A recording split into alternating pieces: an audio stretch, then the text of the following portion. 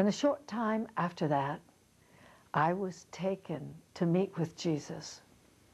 The first plane we went to was the plane where we go when we are without embodiment.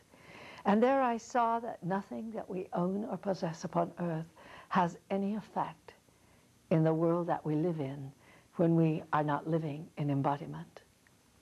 After watching all of the desires and possessions stripped, per se, from human beings, I was then taken to meet with Jesus in a plane that is much beyond where we dwell when we are not in embodiment. And I was taken to this room, and it overlooked all of the heavens. And it had no windows in it, just open spaces where I could look upon the stars. Within a very short time, Jesus came bounding up the steps. And I can remember the awe that I experienced, the inability to speak. Finally, after a time, I asked him the one question which was closest to my heart. And I've often asked my students, if you met Jesus for the first time, what is that one question you would ask him? My question was, is your Father coming? Jesus smiled at me, and there was great mirth in his eyes. And he said, my Father will come later. So finally, in June 6, 1971, after a tremendous amount of what we classify as mystical experiences, I, at last, came face to face with God. It took a period of about 3 days. I had just put my husband on board an airplane. I then returned home, and shortly after I returned home, I felt a presence in the room unlike any presence that I had ever experienced. It stayed for a half hour, went away. The next day at precisely 10:30, this great presence came again. After a half hour, he left. On the third and final day, as I put the music on of the great Scheherazade, at 10:30, once again, this great presence came. And as I glanced out toward the sky, I felt clamps come on my head, and suddenly my mind fused with the mind of God. And the mind of God is the light of God, and the light of God is 150 billion galaxies. It is so hard to comprehend for most of us that God is so vast. And yet, even if we went to the far reaches of the universe, to the outside fringes of our known universe, God even exists beyond that. Because in the very beginning of time, God created out of himself light. This is rather hard to define because, you see, God is consciousness.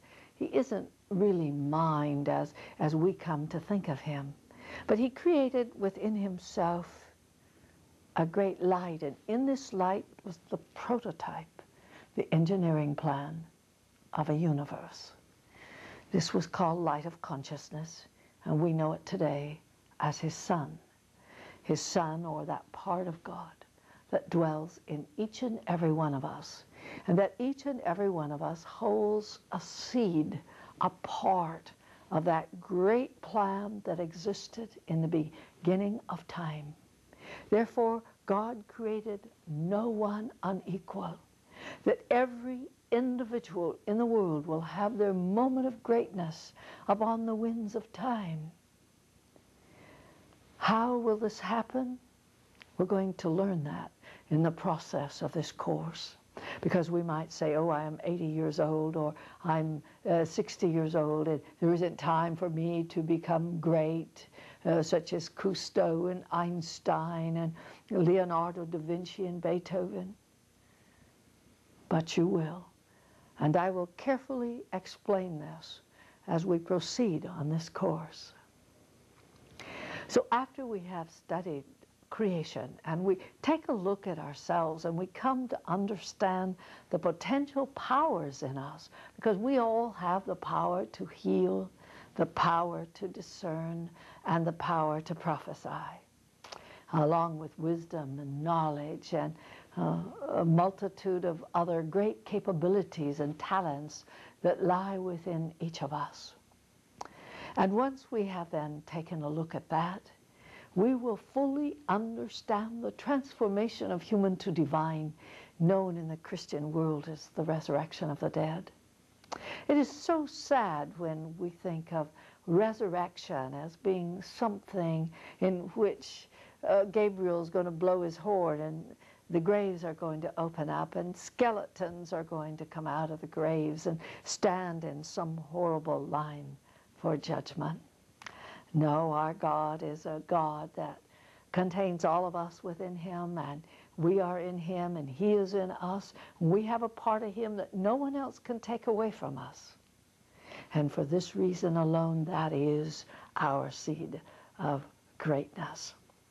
So after we have looked at the utilization of the powers, and then we go on to learn how to refine the body into a finer vibrational frequency so that we can retard aging and pain and some of the illnesses that we undergo.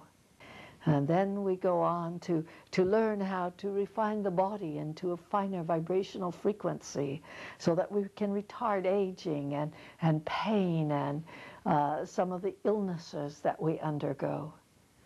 And then we'll at last take that final and last journey home. So as we begin now our entry into the universe of the stars, I'm going to go to the chalkboard and we're going to do some drawing that will help us to understand. We'll take down the universe or our own solar system as we understand it. Let us go to the chalkboard here for a moment. And I draw a straight line here, and I'm going to put an M, and this represents mass consciousness. Mass consciousness is 6 billion people. And do you realize that less than 1% know and understand who they are, where they're going, and why we're a part of the human race? Less than 1% of 6 billion people. As mass consciousness, we're not bad, but we're not all good.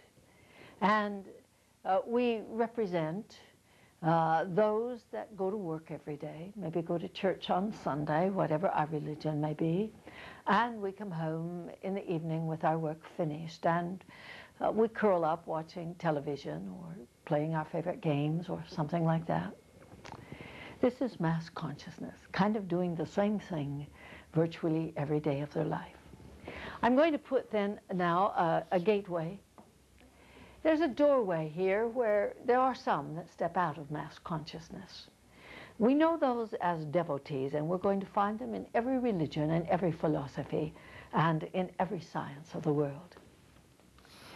And devotee is, of course, really an Eastern term, a term used that represents one devoted to someone or something. I've traveled the world over, and one thing I have found out is that everyone believes that their master is the one and only way, regardless of what path we're following, whether it is, again, philosophy or science or religion. And because we believe that our idealism or our master is the only one, we are devoted to that cause. We often, through this, close the doorway to broader and wider knowledge. But nonetheless, devotee is a step away or up from mass consciousness because it's doing something that is different, following a higher ideal than what it did back here in the mass consciousness. Then we come to this great gateway that we have seen on other courses, the gateway where many are called and few are chosen, and this is called probation. And probation means that this is a position where we have indicated we are not satisfied with the answers of life. We want to know why we're human, where we're going as a human race, and